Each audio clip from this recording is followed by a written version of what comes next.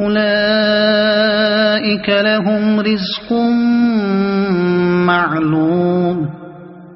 فواكه وهم مكرمون في جنات النعيم على سرر متقابلين يطاف عليهم بكأس من معين بيضاء لذة للشاربين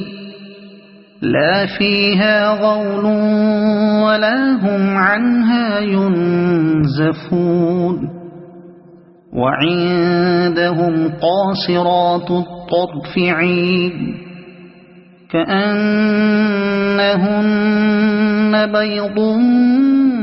مكنون فأقبل بعضهم على بعض يتساءلون قال قائل منهم إني كان لي قرين يقول أئنك لمن المصدقين أئذا متنا وكنا ترابا